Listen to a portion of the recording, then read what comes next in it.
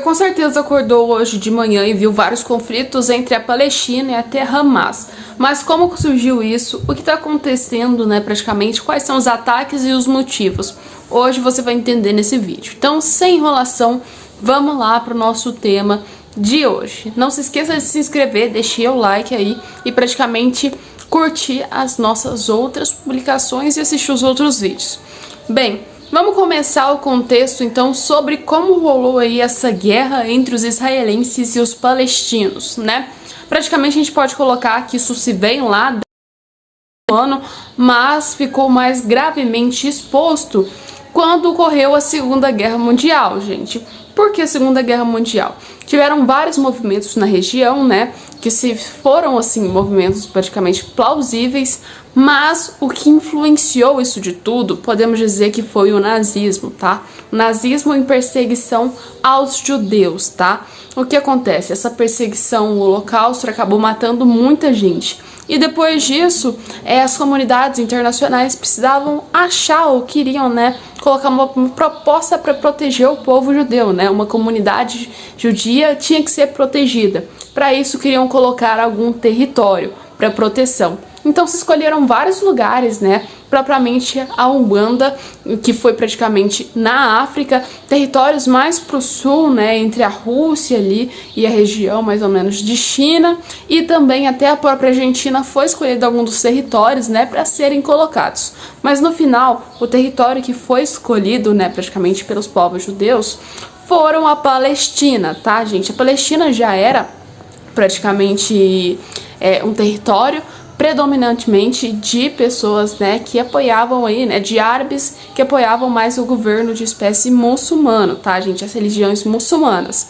Tinha, sim, uma grande propriedade lá de gente que era judeu naquele território, naquela região. Mas pode dizer que essa quantidade era tipo 10% das pessoas que estavam lá naquele território.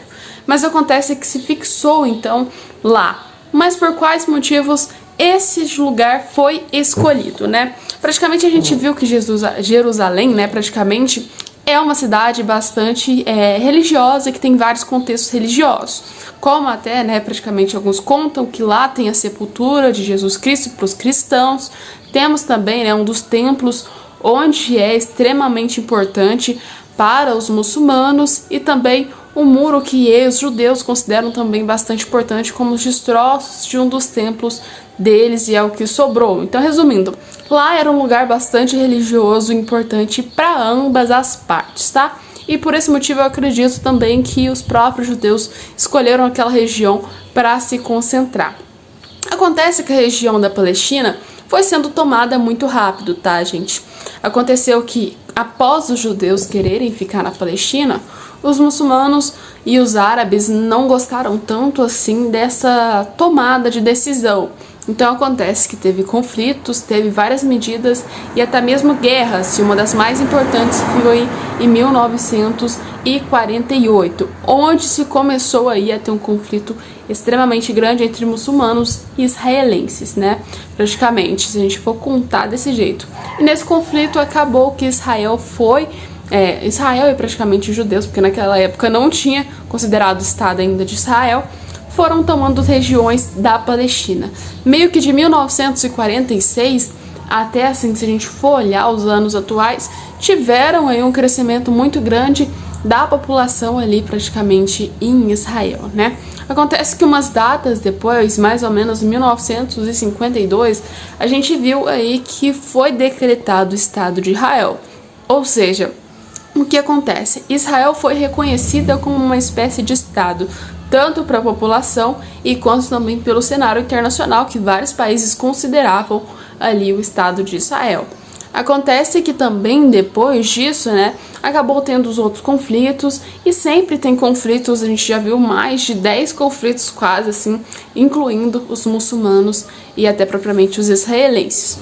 O que acontece? Foi se acordado, foi feito um acordo e um tratado para se manter paz entre propriamente os israelenses e também os muçulmanos, praticamente naquela região de Jerusalém, já que aí era bastante disputada, e também a região da Cisjordânia, que onde fica bastante parte aí das pessoas que fazem parte, né, dos palestinos, né, assim como Gaza também a gente viu que é aí uma das regiões que fazem bastante parte, né, de pessoas que são palestinas e são comandadas por diferentes governos. Elas não têm ligações entre elas. Então, a galera que tá na Cisjordânia é uma galera que é comandada por uma espécie de outro governo, um outro comando.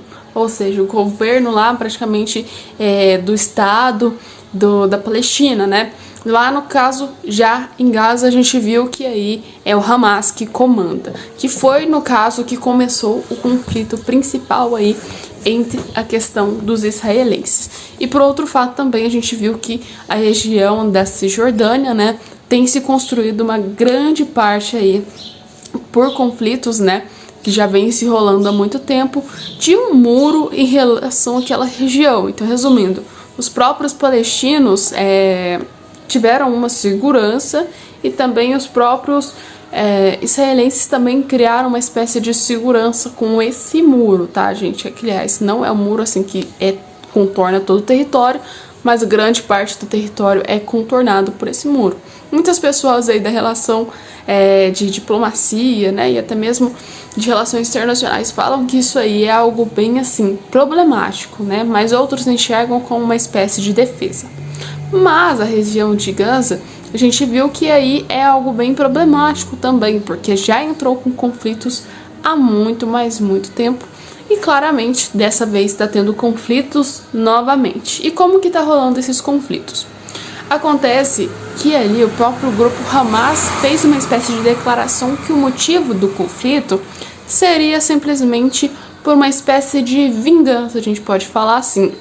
Já que eles estão tomando medidas, né, estão falando simplesmente que estão lá para acabar com essa ocupação israelense e se vingar por várias outras coisas que fizeram praticamente, que foi as guerras anteriores que Israel travou com a Palestina. E claramente a ocupação de território, a gente sabe que isso aí é muito problemático, já que quando Israel ocupou territórios, várias partes aí de pessoas que são muçulmanas ficaram até desabrigadas, tá? Tem aí número de quase 600 mil desabrigados, o que na época era bem maior do que a população de Israel, né? Mesmo tendo aí algo construído, né, como uma espécie de colônias entre Israel, assim, a gente viu que é muito grande o número de caos que também se rolou ali entre os muçulmanos, né, os israelenses, porque a gente sabe que, assim, os muçulmanos sempre atacavam fisicamente os israelenses, e os israelenses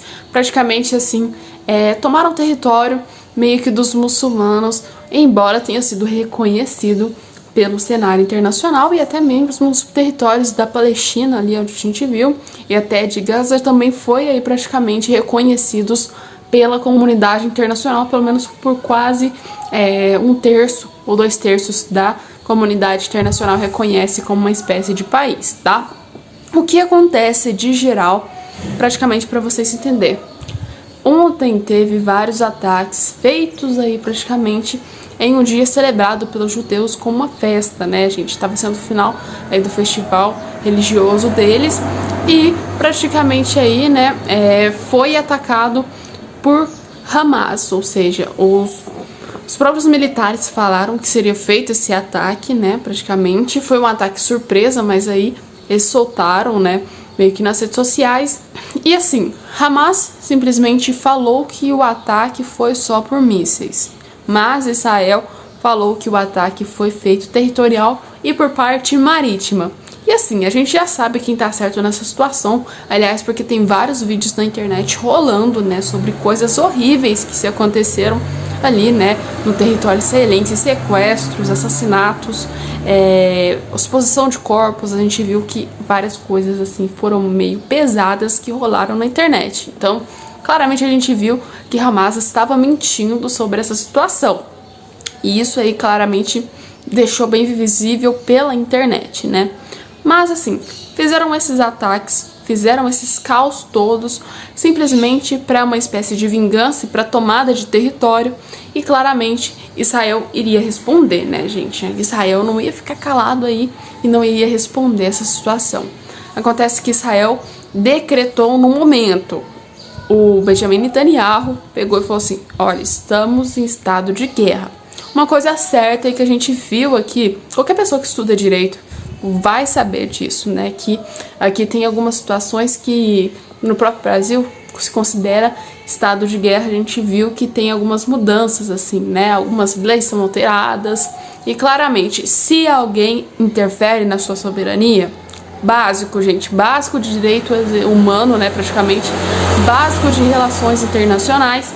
Se um país interfere na soberania do outro, o outro tem completamente direito de responder. Então, resumindo, Israel tinha direito de responder aos ataques feitos pelos palestinos, tá? Feitos por Hamas. Por quê? Porque eles invadiram o território deles e começaram a atacar. Imagina, eu chego na sua casa, invado a sua casa, começo a destruir as suas coisas, agrido você, e você não tem direito de resposta? É claro que você tem direito de resposta, gente. Porque, aliás, eu invadi algo que é considerado seu, que é sua parte, seu território, tá, gente? Então, assim, o próprio Biden notou isso e falou, né, bastante sobre essa questão de Israel aí de ter, sim, um direito de resposta, e foi o que Benjamin Netanyahu fez, né? Aliás, teve vários ataques que Israel lançou agora contra a região de Hamas, que deixou vários civis e soldados também feridos, né? A gente viu aí que bastante gente ficou ferida, praticamente 1.000 pessoas feridas e outras quase 900 mortas, né? Praticamente um número também para o lado israelense foi bastante grande também, chegando quase ao mesmo nível de 700 aí, feridos, e quase assim também um número bem alto de mortos, tá, gente? Então, resumindo, foi um estrago de todos ambos os lados.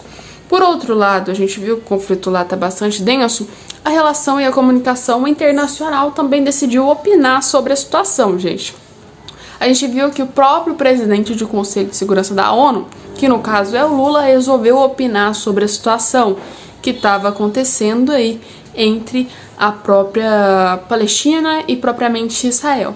Na declaração do Lula, a gente viu que claramente ele não foi muito imparcial, e sim mais parcial para o lado da Palestina. Propriamente ele fala que sim, a Palestina teria aí o direito de responder, né, de responder aos ataques. Mas, na minha visão, se você é a pessoa que começa o conflito, você não tem direito de resolver uma resposta de ataque, já que foi você que começou a todo o caos, você que atacou, você não tem como ter uma resposta se foi você que começou.